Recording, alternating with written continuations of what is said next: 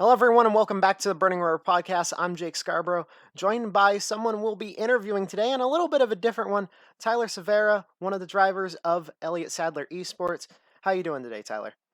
Pretty good, man. How about yourself?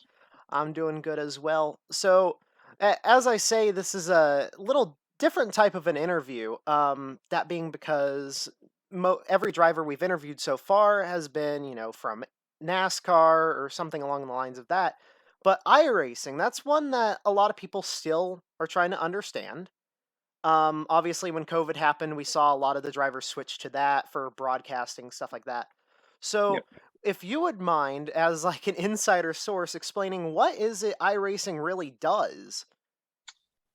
iRacing is the greatest model that I have ever experienced, or simulation that uh, they just model everything so well, from the realistic physics of the cars to the dynamic states of the track, and uh, it's just an amazing competition too. I mean, all around, you show up every night for an official race, and you might have, last night we had 450 people signed up for a truck race. So it's an absolutely amazing competition, and very, very difficult setups to build and make speed, and a lot of tight competition. So Well, you do mention the setups to build. Something we've been told from the guys over at ESE is that you're basically their setup builder. You're the guy to go to when it comes to setups for the team. Not sure why my uh, camera's messing up, so I'm trying to fix that. no, I see that. Yeah, that's no problem. I can't take all the credit. I certainly, I'd like to think that I do a lot of work, but there's a lot of guys over there that pitch in, and we all have to do our part to make speed. And um, I've got quite a few years of setup experience myself. Between, I grew up, on the sim racing world with the short track cars, and when I graduated to the NASCAR stuff, the Xfinity, the trucks, it was a big change up for me. And I've, kind of had to go through the woes, and um, but it's kind of paid off. We've had some good success and the various levels. I can't speak to my own personal success, but I've seen some good things out of our drivers, and it's awesome to be a part of it. So Yeah, and obviously we have our sponsor, our logo on your truck in the Road to Pro series. yeah. So, what is it exactly that Road to Pro is doing, and well, especially for you? So the Road to Pro is the qualifying series for us in iRacing. We, the top series is the NASCAR Coca-Cola series. The Road to Pro series is the truck series that they take the top 70 in round one, and then the top 20 or so in round two. Then you go to the Pro series, and it's the first step in that ladder to get to that top series. And the competition is great. There's always a bunch of teams that are showing up with great builders, and there's a lot of knowledge that floats around. So for me, it's um, I always look forward to it. It's my favorite time of year on iRacing because the competition is just so awesome. You show up on, we race Road to Pro races on Thursday nights, and starting Monday night, if it's the same track that we're racing at on Thursday night, the competition starting Monday and the streak to fields is there.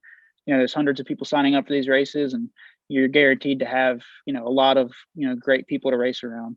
And so it's good to have. It's awesome to have the sponsors come along with us and support us, and we try to get them some of that airtime, because it's awesome to be able to do what we can do, and be able to get some exposure. So Yeah, and that's with the broadcasts that happen for the races.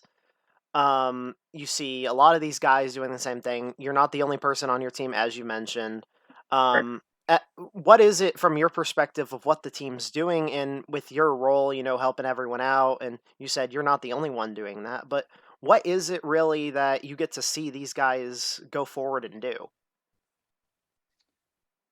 Well, everybody has to work together from as soon as we get the schedule, we're out there testing. We schedule tests every week, and it brings everybody together. It's a very good form of structure. We specifically at Elliott Sadler Esports have. It's something that I haven't really experienced at other teams in the past.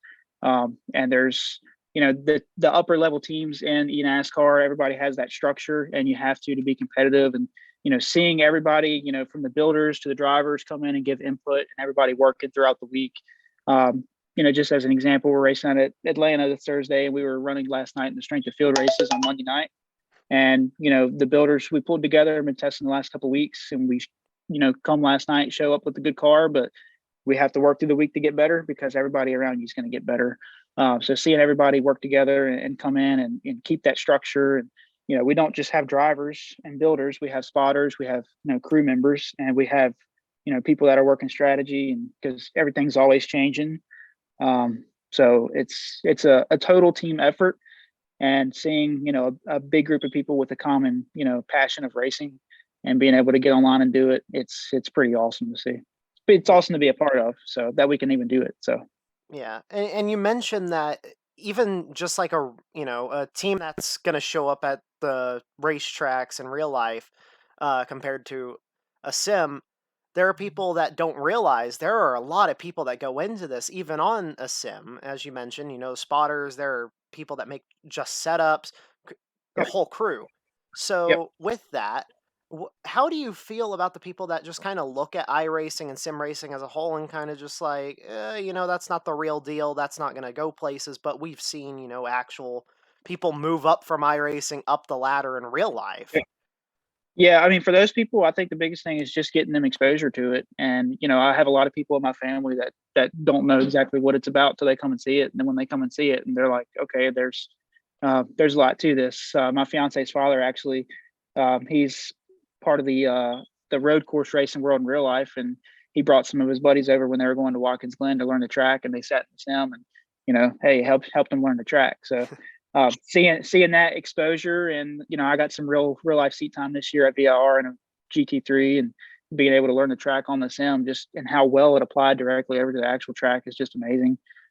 So anybody that's questioning it, just look up some of the Coca-Cola Series races online, see how tightly together those fields are packed, and the competition is just incredible. And the slightest mistakes cost you big, because with sim racing we have time to sit around, and there are a lot of us like to have time to sit around and run as many laps as we can to get these setups as close as possible, and that leads to the fields being right on top of each other.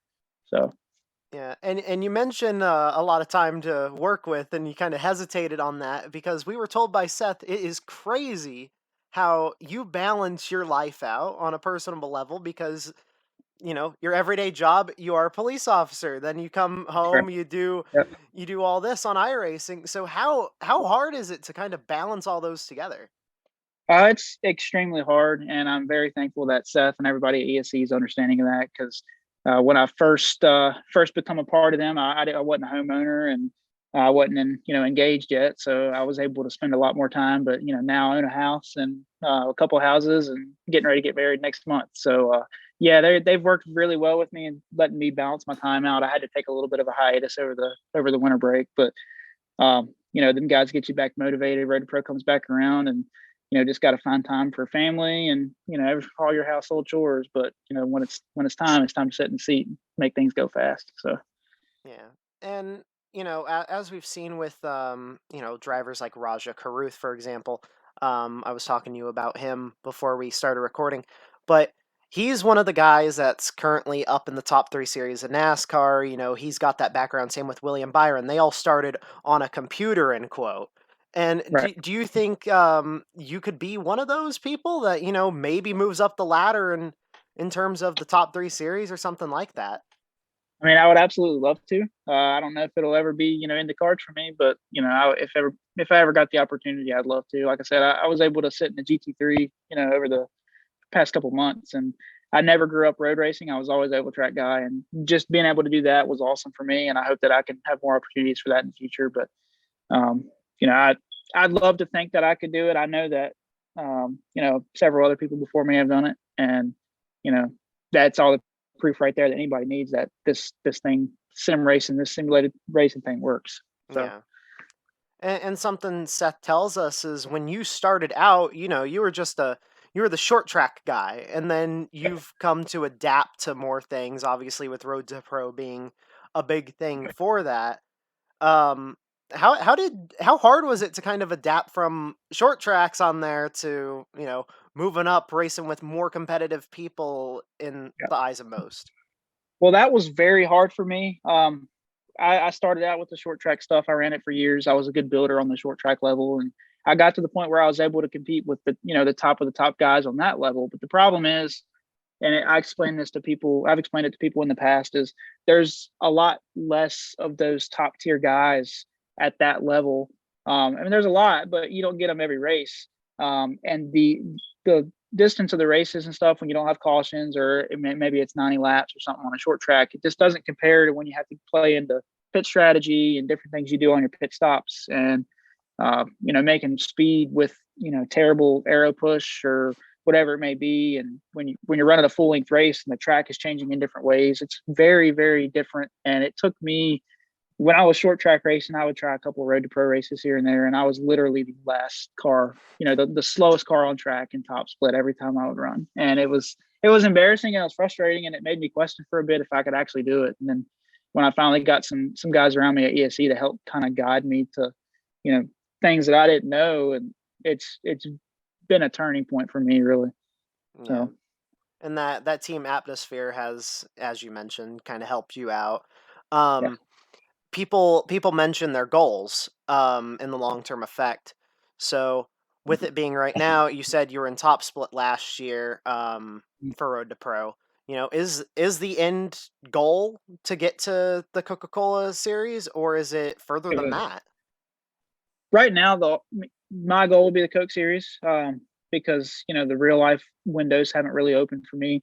Yeah. But if I can get to the Coke Series, then if something were to open up, then maybe I could look to that.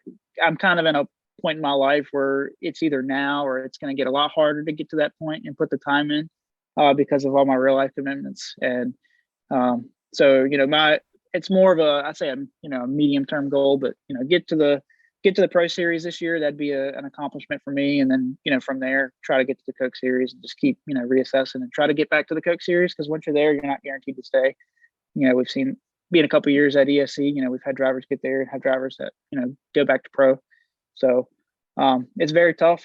The competition is so stiff, and it seems like it's always getting better. People are always getting faster, teaming up, and that's just the way it goes. So Well, I think that wraps up everything that we have down to really ask about, because yeah, that's a lot of people really didn't understand iRacing, or some people that watch at least don't, and you've helped kind of explain that, and obviously what ESE has done for you. So, with that being said, obviously thank you for your time on coming on, and we appreciate you coming on. We appreciate having our logo with you and being well, on yeah, I your truck. appreciate you. I appreciate you guys sponsoring us, and we'll hope to get that thing in victory lane here soon. We got a fast truck for Atlanta, so we're going to hope we can get through the carnage and make it to the end of that one. So Yeah. Well, we'll have to keep an eye on that one, and hopefully we do get to see it come true. Well, nevertheless, once again, thank you. And with that being said, thank you everyone for tuning in to the Burning River podcast. I'm Jake Scarborough, Tyler Severa, our special guest for this week. Thank you all, and we'll see you next week. Goodbye.